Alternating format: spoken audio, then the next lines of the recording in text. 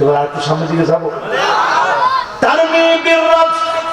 আল্লাহ নবী বললেন আগুন দিয়ে তোমাদেরকে মারা হবে। আজকে তাকায় দেখেন আমার ফিলিস্তিনের দিকে ইসরাইল অভিশপ্ত ইহুদিরা দূর থেকে বসে ক্ষেপণাস্ত্রগুলা নিক্ষেপ করে, বোমাগুলো ফেলে দিয়ে যায়। আমার ঘরবাড়িগুলা দাউ দাউ করে আগুন জ্বলে শেষ হয়ে যায়, বম্পিং হয়ে ঘরবাড়িগুলা ধ্বংস হয়ে যায়, শিশু বাচ্চাগুলা ফুটন্ত গোলাপের মতো বাচ্চাগুলা শেষ হয়ে যায়। আল্লাহর আদালতে বলি আল্লাহ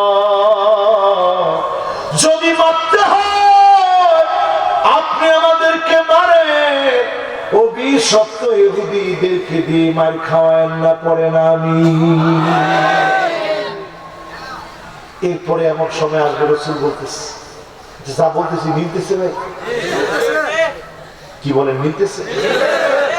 এরপরে আল্লাহর হাবিব বলেন এমন সময় আসবে যেই ফিতনার নাম নবীজি দিয়েছেন ফিতনাতুস সাররা।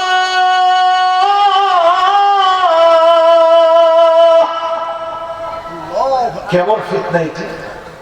এমন এক ভয়াবহ ফিতনা, সুখের দিনের ফিতনা। আগে ঘরে খাবার ছিল না, এখন টাকা পয়সার অভাব নাই, এরকম লোক একেবারেই নাই।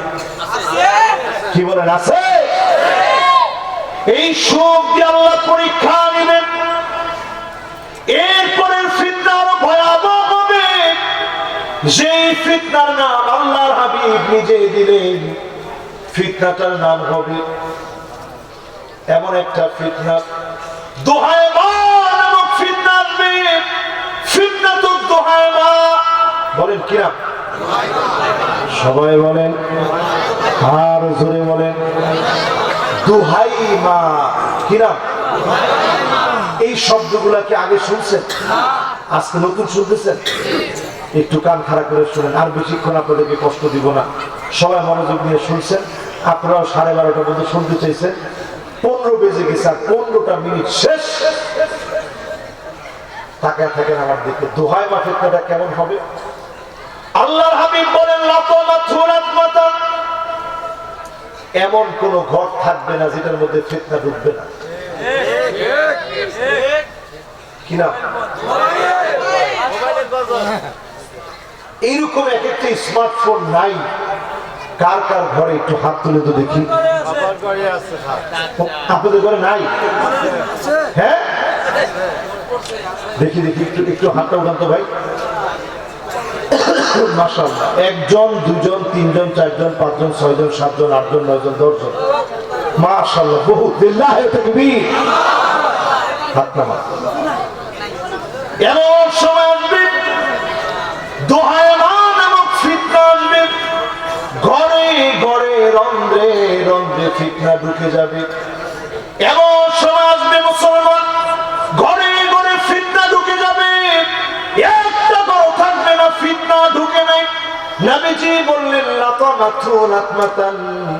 সব ঘরে ফিতনা আঘাত করবে। পৃথিবীতে দল হবে 2টা। কয়টা? আরো আসতে কম। সবাই বলেন, একদল মানুষ ইমানের পথের পথিক, মারবে, কাঁদবে, জ্বালাবে, পোড়াবে, ফাঁসি মঞ্চে ঝুলায় দিবে, জুলুমান নির্যাতন করবে। 1 ইঞ্চি ইমানের পথ থেকে দূরে সরাতে পারবে না। কার কথা? কথা বলে কার কথা?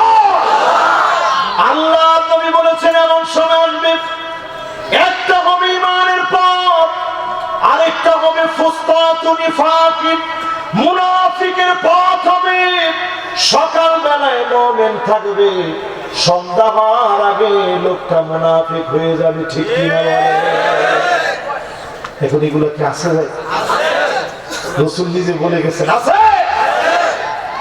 এত অন্ধকার হবে ফিতনা, আপনি মনে করবেন চলে গিয়েছে, মোটেও ফিতনা কিন্তু যাবে না, ফিতনা কিন্তু সরবে না। 2টা দল ঠিকই বানিয়ে ফেলবে। আল্লাহ নবী বললেন ফান্তাদিরুদ দাজ্জাল।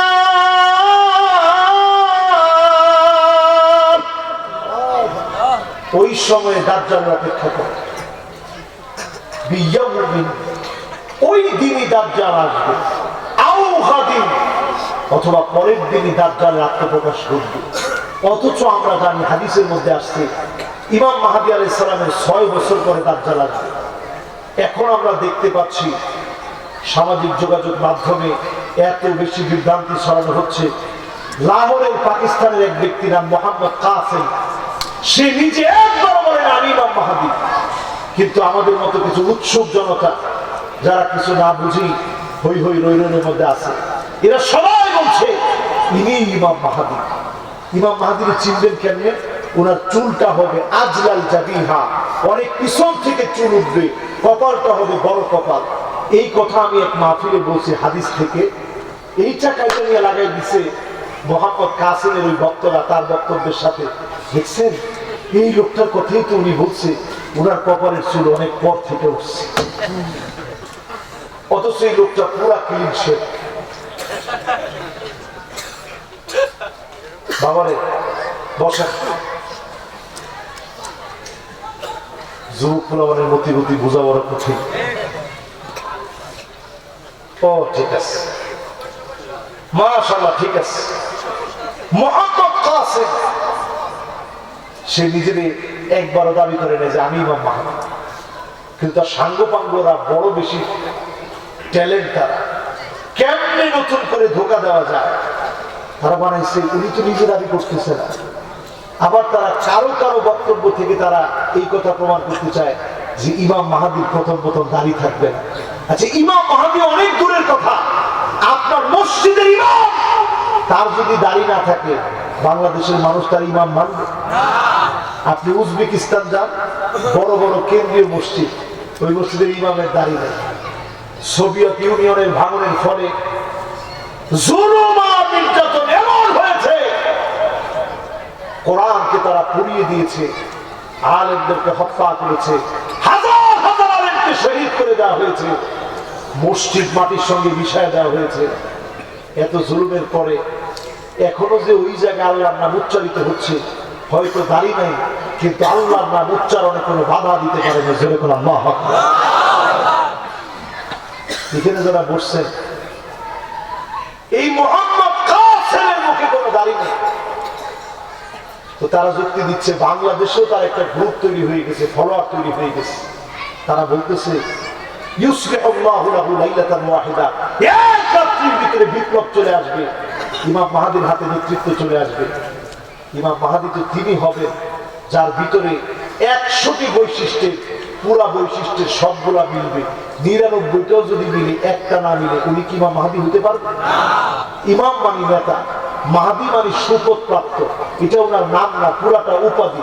ওনার নাম হচ্ছে মুহাম্মদ বিন আব্দুল্লাহ, আল্লাহর নবীর নামে নাম হবে, ফাতেমার বংশধর হবে, হাসান রাদিয়াল্লাহু তাআলা আনহুর বংশ থেকে তিনি আসবে। জোরে করে আল্লাহু আকবার। ওয়া হুয়া মিন ইতরাতি, নবী বলেন আমার বংশ থেকে আসবে। নাকটা হবে খাড়া না, কালারটা হবে না সাদা না কালা, মাঝারি কালারের হবে তিনি। তিনি যখন পাগড়ি পরা থাকবেন, মদিনা থেকে যখন চলে আসবেন, হাজরে আসওয়াদ মাকাম ইব্রাহিমের মাঝখানে যখন দাঁড়ায় থাকবেন, লোকেরা দেখেই বলবে ইনি তো ইমাম মাহদী, এখনই আপনি আমাদেরকে বায়াত দেন। ওই যে ফুসতাতুল ঈমানে ঈমানদাররা গিয়ে তার সঙ্গে মিলিত হয়ে যাবে। জোরে করে সুবহানাল্লাহ। এর 6 বছর পরে দাজ্জালের যে বাহিনী আছে সবগুলো একত্রিত হয়ে যাবে, মুনাফিকগুলো একত্রিত হয়ে যাবে। এখনকার সময়ে মিউজিক দেখলে ঈমান হারা হয়ে যায়, ক্ষমতার সামনে ঈমান হারা হয়ে যায়, সামান্য চেয়ারের সামনে ঈমান হারা হয়ে যায়। আর দাজ্জাল কবরের সামনে গিয়ে বলবে কুম বিইذনি, আমার আমলে দাঁড়ায় যা। কবরের মধ্যে ঘুমায় আছে, লাফ দিয়ে দাঁড়ায় যায়। আপনি খুঁজে এই তো আমাদের প্রভু, এই তো আমাদের সব। ঈমান নষ্ট হয়ে যাবে, সাথে সাথে ঈমানটা ধ্বংস হয়ে যাবে। ঠিক কিনা?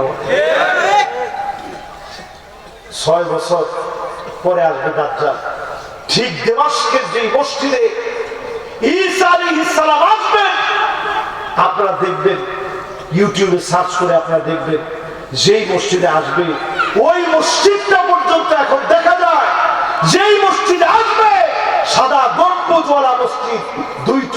কাপড় পরে দুজন ফেরেশতা ডানার মধ্যে ভর করে ঈসা আলাইহিস সালাম আসবে, ওজুর পানিগুলা টপ টপ করে ওনার দাড়ি থেকে পড়বে। জোরে কোন আল্লাহু আকবার। নামাজ আদায়ের জন্য ইমাম মাহদী আলাইহিস সালামকে বলবে আপনি পড়া দেন, নামাজ পড়ানো হবে।